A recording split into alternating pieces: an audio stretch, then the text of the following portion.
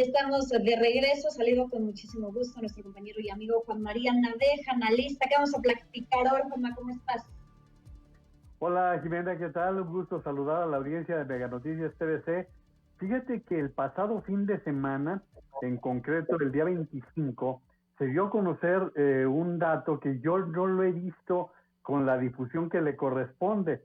Resulta que el Centro Nacional de Programas Preventivos y Control de Enfermedades, el CENAPRESE, había calculado y admitido que para esa fecha habría 71,315 muertes adicionales a las esperadas de lo que estaba sucediendo con el COVID-19. Eso pues simplemente hasta duplicaba las cifras que nos estaba dando López-Gatell hasta ese momento. Y esta información la ha tomado un matemático muy reconocido que es el doctor Raúl Rojas, quien calcula, nada más fíjate Jimena, que las cifras reales habría que multiplicarlas por 3.8, de tal suerte que si el día de ayer estábamos hablando de cerca de 45,000, estábamos hablando de cerca de 40, en concreto para decir la cifra exacta, 44,876.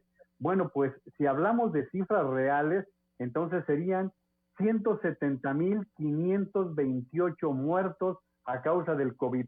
¿Qué es lo que reconoce en este tema el CENAPRESE? Bueno, pues simplemente que hace la diferencia entre lo que ocurrió el año pasado en cuanto al número de muertos y la diferencia que se ha registrado. Por lo tanto, y eso ya lo está aceptando la propia Secretaría de Salud, porque son sus propias cifras, Jimena, es que cuando nos da López-Gatell estas cifras de las últimas 24 horas, hay que multiplicarlas por 3.8. Y por cierto, en todo esto, valdría la pena subrayar que el doctor Rojas sugiere que se constituya una especie de consejo o un comité, una comisión del Congreso de la Unión, porque dice, ha sido el gran ausente dentro de todo este proceso. Dice, no tenemos a los legisladores involucrados en el proceso del COVID-19. Y de ahí que esté sugiriendo que sea una comisión por parte del Congreso de la Unión que participe, porque de lo contrario no vamos a tener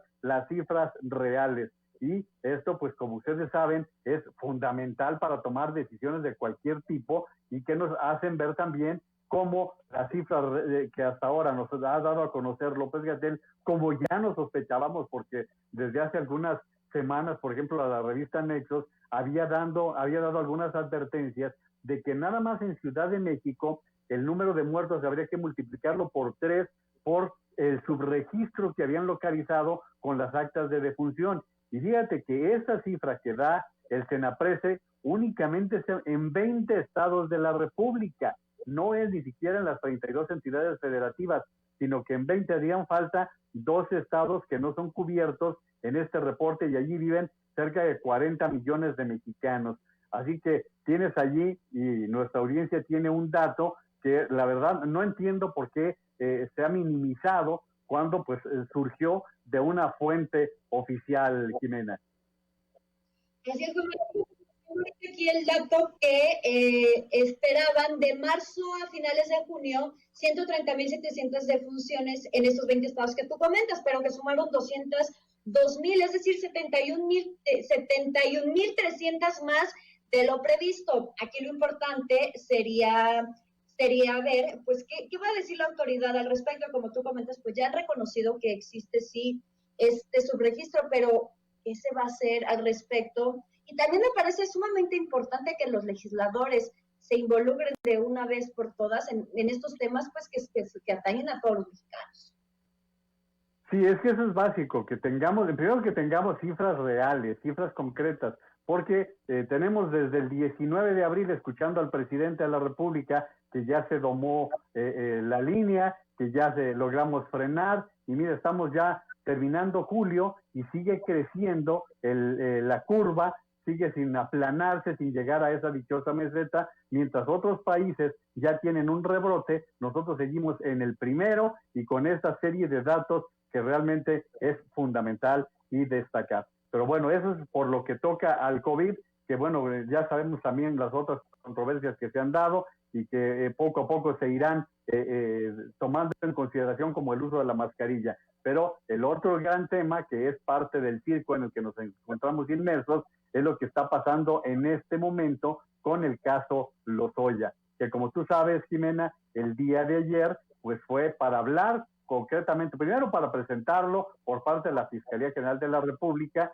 en cuanto a su comparecencia, que por fin fue presentado como testigo colaborador, y que quizás se va a dar un criterio de oportunidad. De eso se ocuparon ayer, cuando ya empieza este juicio que nos establece que, según el propio Lozoya, es inocente, que en el tema de agronitrogenados, que fue el tema que se trató el día de ayer, tuvo las órdenes superiores y que está dispuesto a colaborar. El juez, por lo pronto, lo que ha anticipado es que continúe en el hospital, o aún saliendo del hospital se puede ir a su casa, pero con un brazalete electrónico. Con esto, ya lo habíamos dicho, Jimena, es probable que nunca toque la cárcel Emilio Lozoya Austin. Y bueno, pues hoy en lo que se está abordando es el tema de Odebrecht, que yo, en una mera especulación, y lo reconozco que de esa manera lo tengo que señalar, es el que le sonó como miel sobre hojuelas al presidente de la República.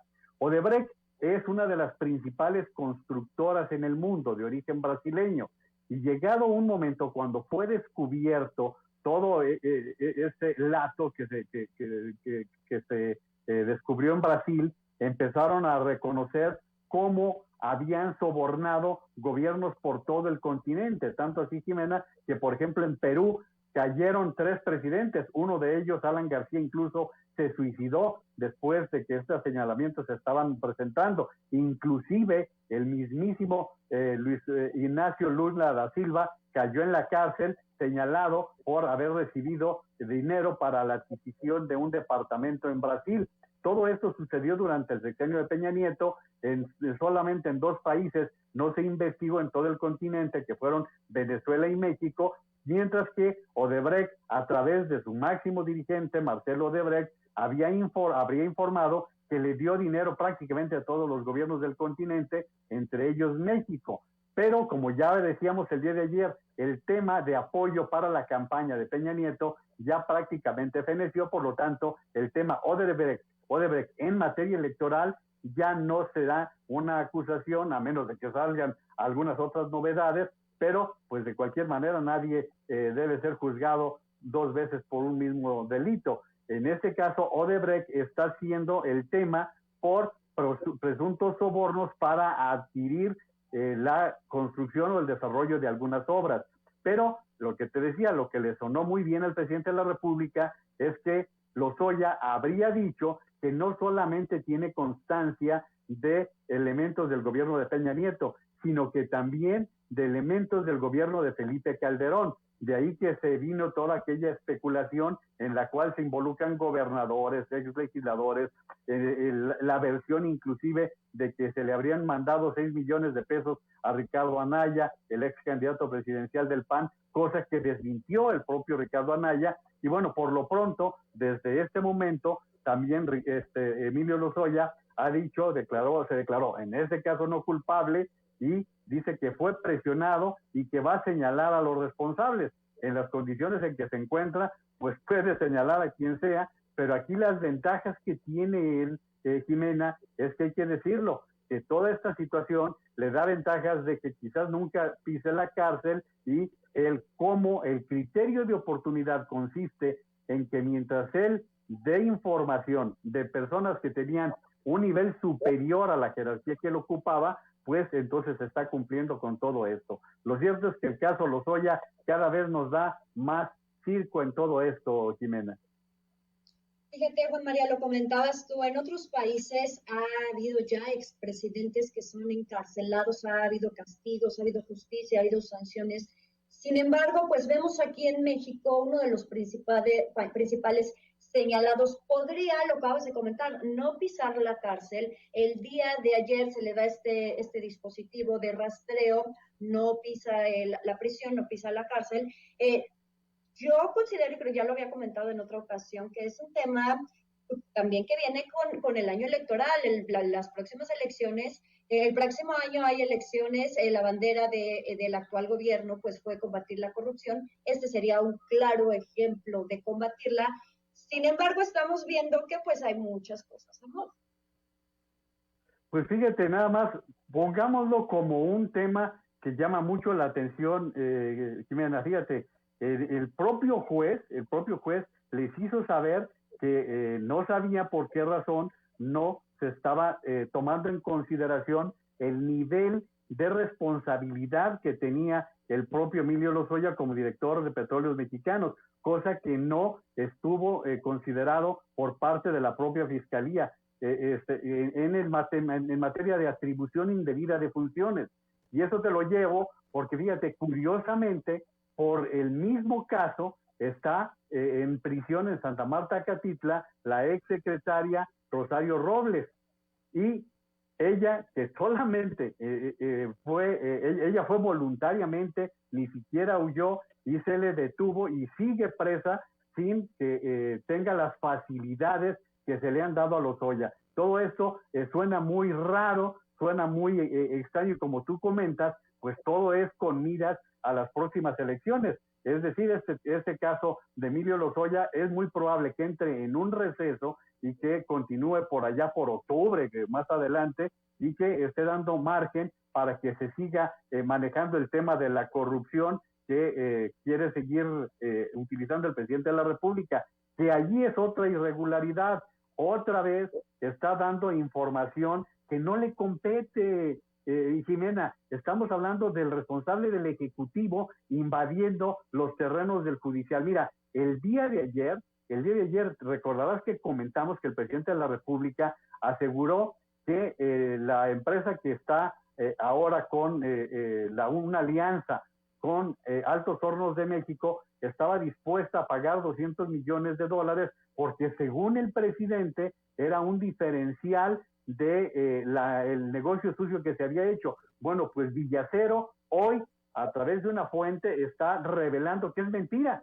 Dice, en primer lugar, nosotros no compramos nada. Dice, Villacero tiene una alianza de funcionamiento con Altos Hornos de México y de esta manera está desmintiendo completamente la información con respecto a lo que dijo ayer el presidente de la República de estos $200 millones y fíjate, está diciendo, este es otro engaño del presidente de la República, según lo que dijo esta persona que está vinculada con Villacero, que es la empresa que está aquí enlazada en esta negociación que se viene dando. Por lo tanto, la intervención del presidente de la República es totalmente desafortunada. No hay día que no se ocupe del tema Lozoya y que puede inclusive ensuciar el debido proceso de todo lo que se está presentando, Jimena.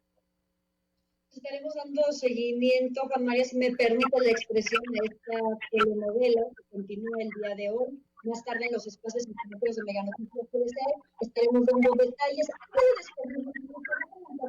Sobre estas cifras que se dan. 600,000 mujeres han sido víctimas de violencia en México, han buscado mecanismos de defensa ante esta violencia, han buscado protección ante esta violencia que recrudece lamentablemente en nuestro país.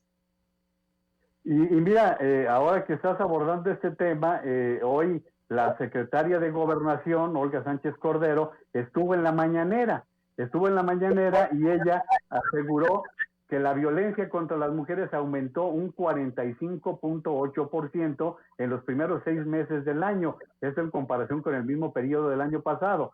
Todo estaría bien si no fuera porque se unió a las declaraciones de su jefe de que ningún gobierno ha hecho tanto por las mujeres, cuando, nena, por el amor de Dios, estamos con un ritmo de 10 feminicidios por día. Ese es el promedio que tenemos en el año. Estamos con un antecedente que se le redujo el presupuesto al Instituto de las Mujeres, que desaparecieron los albergues infantiles que son tan importantes para las mujeres. Total que, o lo dicho hoy por doña Olga Sánchez Cordero, pues deja un sinsabor frente a lo que está señalándose. Y por otro lado, también aseguraba que hay unas 131,000 llamadas de emergencias al 911. Pues sí, pero hay también muchísimas quejas de que no se han canalizado debidamente estas llamadas telefónicas de emergencia al número de igual emergencia, Jimena.